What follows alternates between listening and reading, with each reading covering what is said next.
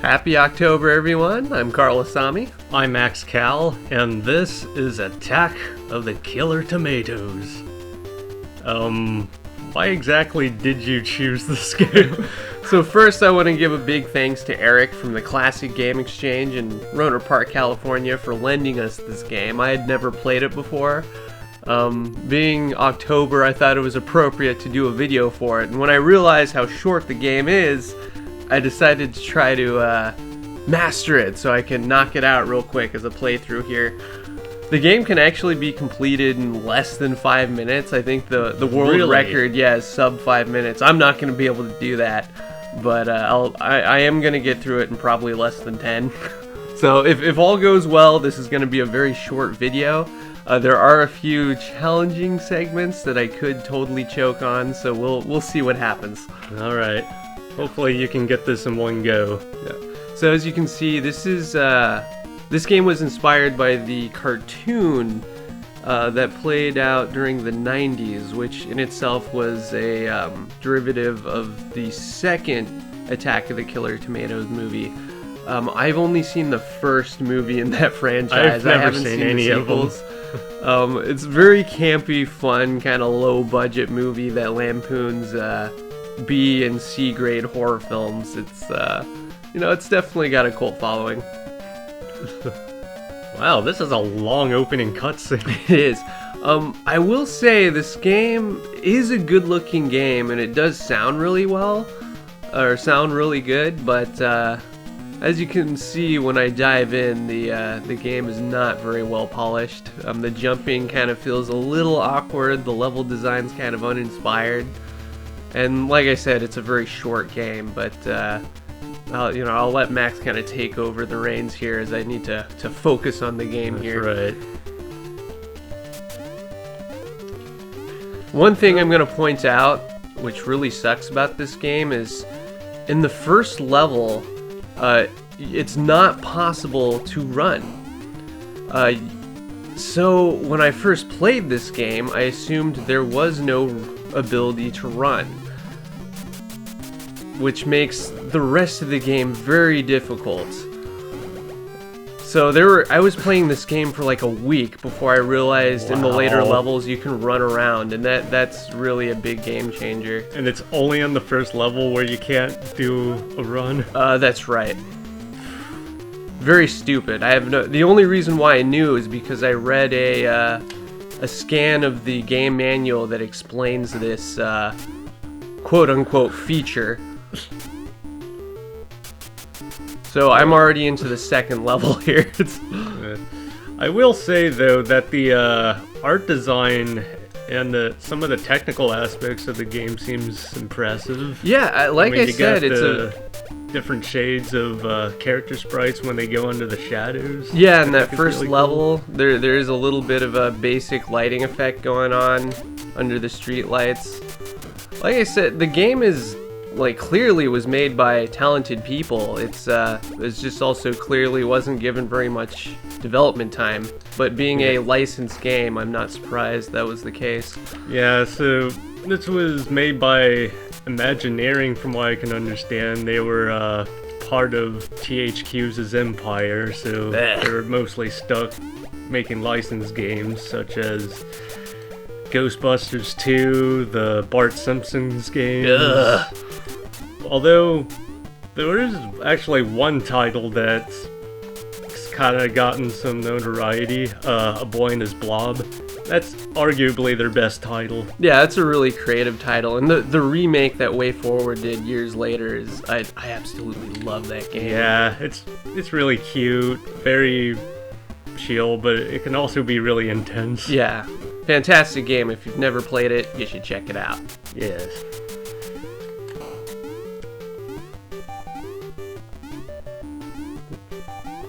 So apparently the whoops. Oh. It's okay. The resurgence of Attack of the Killer Tomatoes' popularity is kind of a funny story. Apparently it was... the first movie first came out in 1978, And it wasn't until the late 80s when it finally got a sequel. And part of the reason was because of the Muppet Babies. The cartoon? Yeah, they apparently did an episode that spoofed the first movie, in which baby Fozzie had to endure the attack of this silly tomato. You know what? I think I vaguely remember that. Yeah. They used stock footage from the movie, huh? I think so. They were kind of known for using stock footage from live action movies. I can't believe I didn't make that connection until just now. But yeah, apparently the episode did really well, and caused them to greenlight a new movie? Yeah, they apparently went to the makers of the original film and gave them $2 million to make a sequel, which they were happy to do. Very cool. So this is kind of an annoying boss fight in that it's impossible to do this without taking at least one hit. If you enter this boss fight with one life, you cannot beat it. Just because this final pipe here shoots too fast. So you have to take a hit. I actually made that look a little easier than it actually is. It can be very difficult to aim those tomatoes. They kind of have a mind of their own. But things turned out okay this time. I hear that boss fight ruins a lot of speedruns. So is this level 3? Kind of, sort of. Oh my goodness, okay. I know you hear this a lot in speedruns, but I've never seen that happen before. Okay.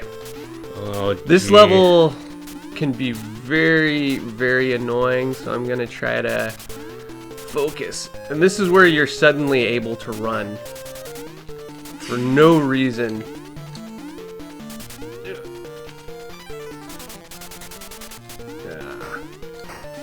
Getting bad RNG here, but that's okay. There's some health down here I can pick up.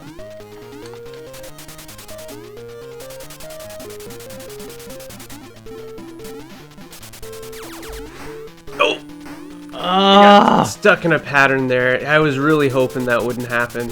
Sometimes that'll end your run.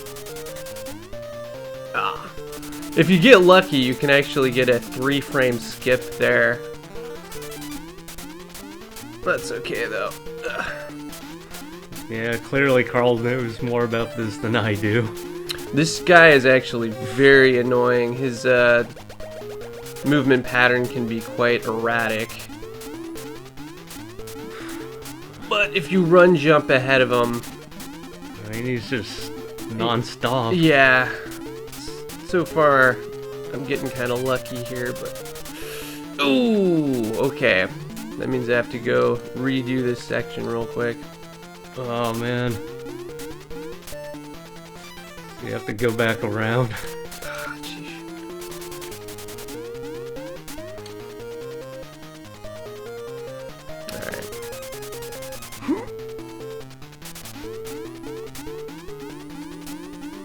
Oh, whoops. Wrong way. It's slightly maze-like, but it's not that complicated. Oh my goodness. Come on. Yeah, that unfortunately is a very tight jump.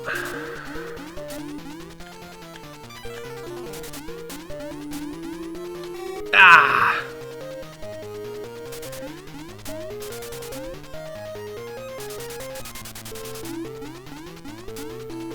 Okay, wish me luck. Here. Really? I could have sworn I had it that time. I suspect this is another section that ends a lot of speedruns. It's just so easy to goof up that last jump. If it weren't for this dude just following you around the whole time, it wouldn't be so hard. Oh dear. So, of course, in none of my practice runs did I have such problems here, but you know what it's like. I mean, if you do lose all your lives, we can always just do a jump cut. True. Senor X can cut for us. There we go. The power of the future. Oh.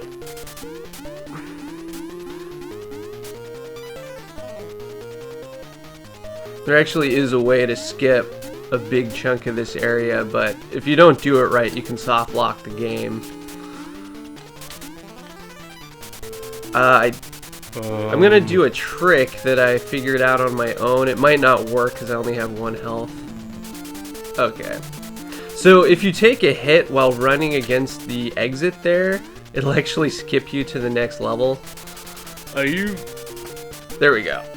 Wow. And I discovered that on my own. I assume a lot of people who own this game growing up probably figured that out. Otherwise, you have to stand there and kill a bunch of random enemies. It's not super hard, but it is a little annoying, so I prefer to skip it. Yeah, Chad. What's interesting about this main character is that in the movie, the character Chad is actually an adult. Yeah, I think he's a guy in his 20s, and then when they made the cartoon, they made him a kid, I guess, to make it more appealing to the demographic, I guess? I don't know. Which makes his relationship with Tara a bit awkward. That guy's super annoying. I oh almost my gosh. forgot. Yeah, that guy could jump far. His jumping pattern too can be quite erratic. Before I realized you could run in this game, I could not beat this level at all, just because of that single enemy. I'm gonna pick up some health here for safety.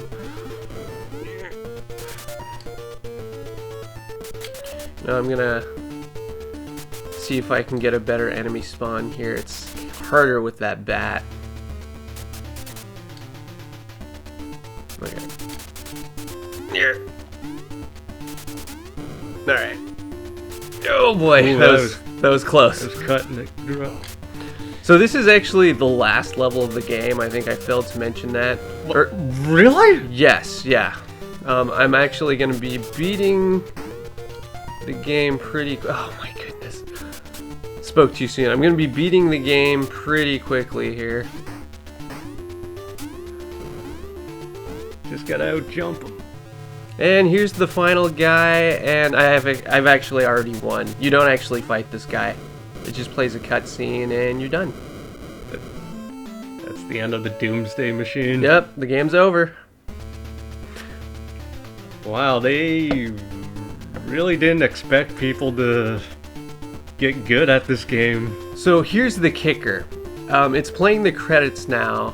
If you press the start button, the game will start from the very first level. However, if you let this play out, you get to play a quote-unquote secret last level. And that's what we're about to do here. Now, when I first played this game, I didn't know about this. So I was very confused because I had seen screenshots of some other level. I do like this little Monster animation. Party! Yeah, it is a lot like Monster Party. So this level, while it is kind of long and confusing, they are incredibly generous with health drops. So I've actually never died in this level before. So you got this all memorized and everything? I wouldn't exactly say that. I will say that anytime you take a wrong turn, you run into a health pack. So we've got that going for us. Like right here.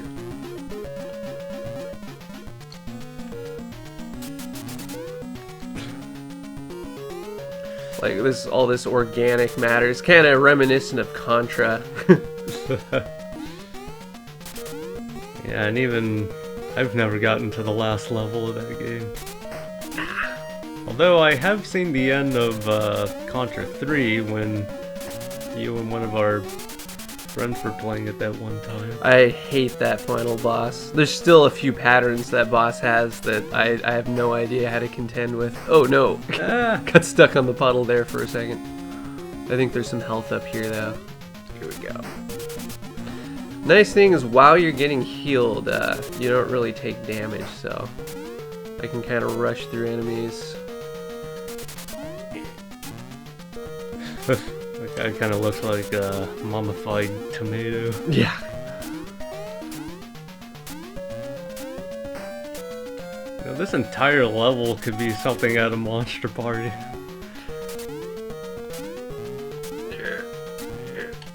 It's got all the enemies and fake blood.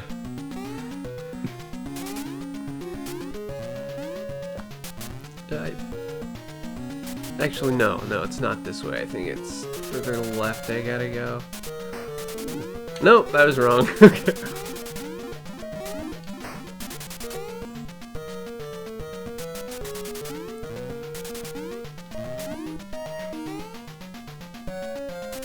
Oh, whoops. I went a little too fast. The game couldn't load the next section there. Alright. We're just gonna pan fast enough. Yeah. Am I going the wrong way? I may be going the wrong way. No, we're good. We're good. Everything just looks the same. Yeah, that's the one problem with this level, is everything does look exactly the same. It actually gets kind of weird when you die, because it'll take you to a checkpoint, and because everything looks the same, you kind of lose your bearings. But I'm about to beat it here. All I have to do is jump to the side here, and we're done. Just pull the plug on this thing. Pull the plug, yeah. There's really not much in the way of boss battles in this game. The levels themselves are the boss battle.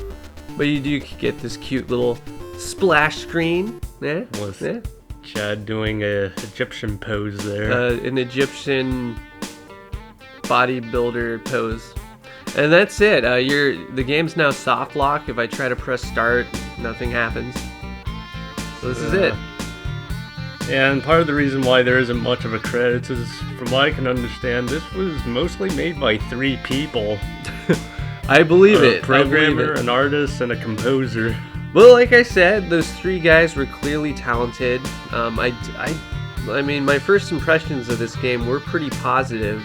It's only as I played over the course of several days that I realized it's as good as this game looks, as good as it sounds. It's really not that good, which is too bad, because I think they really could have done something nice here. The cartoon itself that it's based on is surprisingly good. It was a very self-aware, funny cartoon that broke the fourth wall a lot, and it was always kind of winking at you as it indulged in movie cliches and TV show cliches. We recently rewatched a couple episodes on YouTube, and I was pleasantly surprised.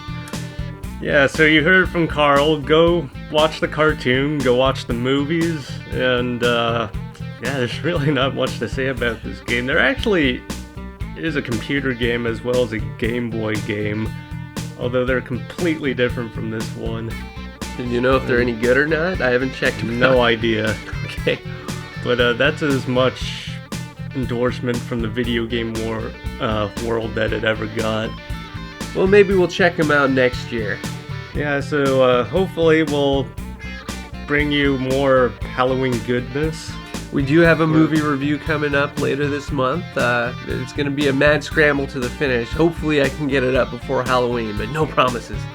Well, he's Carl Asami, I'm Max Cal, and I say good riddance to Rotten Tomatoes. Thank you for watching. We hope you enjoyed the video. Twin Opinion cares about your opinion, and your participation keeps us alive. So share your comments, hit that like button, and subscribe to the channel. You can also find Twin Opinion on Facebook or visit our website at asamiarrow.com.